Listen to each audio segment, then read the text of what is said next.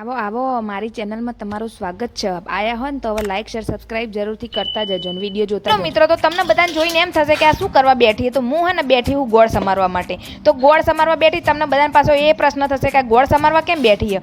તો એટલા માટે બેઠી હું કે મને આજે ઈચ્છા થઈ માલપુઆ ખાવાની. તો મેં મારી મમ્મીને એવું કીધું કે માલપુઆ બનાવી આપને. તો મારી મમ્મી કે તું જાતે બનાય, તને હું શીખવાડું, તને બહુ ભાવે ને 15 દાડે ખાવાની ઈચ્છા થાય તો તું જાતે બનાય એટલે તને હે ને મારે બનાવવા ના પડે. મેં કીધું ઓકે હેડો તને ચાલુ કરીએ. તો ગોળ સમારવા બે જઈ ગોળ સમારી દીધો ને એમાં મારા મમ્મી કે એક પાલું ભરીને પાણી નાખી દે. તો મેં એક પાલું ભરીને પાણી મૂકીને સાઈડમાં મૂકી દીધું. એના ગોળને બરોબર આ રીતે ઓગળવા દેવાનું અને પછી લઈ લેવાનો રોટલીનો લોટ.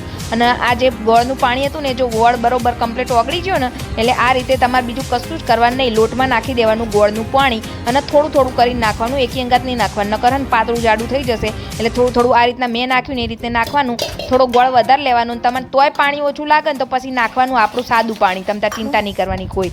અને બસ આ રીતે મિક્સ કરીને આ રીતના વિડીયોમાં બતાવીને એ પ્રમાણે બેટર બનાવી દેવાનું. કમ્પ્લીટ લમ્સ રહેવાના જો બિલકુલ અંદર ગઠ્ઠા બિલકુલ રહેશે ને તો મજા નહીં આવે. એટલે મસ્ત આ રીતના જો આવું બેટર રહેવું જોઈએ. અને પછી એના બેટરને મૂકી દેવાનું કલાક સુધી. તો મેં મૂકી રાખો તો વધારે સારું, તો સારા બનશે એમ માલપુઆ. એટલા માટે જાળીદાર બનશે.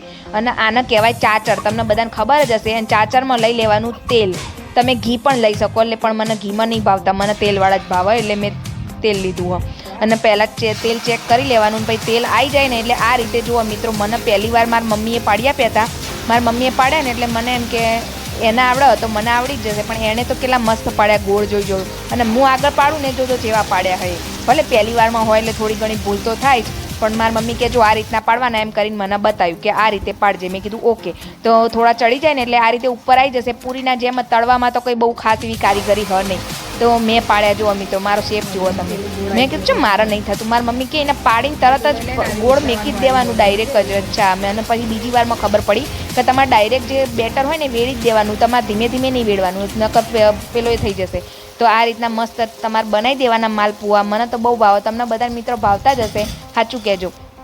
અને જો આ રીતના બંને બાજુથી ઉલટ પુલટ કરીને અને મસ્ત ક્રિસ્પી થાય ને ત્યાં સુધી ચડવા દેવાના. તમને ક્રિસ્પી થોડા થશે ને તો જ વધારે મજા આવશે. ઉપરથી ક્રિસ્પી રહેશે અને અંદરથી એકદમ સોફ્ટ રહેશે. અને એનો જો સ્વાદ હોય ને મિત્રો, એકદમ અમુક દેશી ખાવાનું હોય પણ દેશી ખાવાનો સ્વાદ એટલો મસ્ત હોય ને, જોરદાર જ્યુસી એમ એકદમ એવા લાગશે ને તમે જોજો.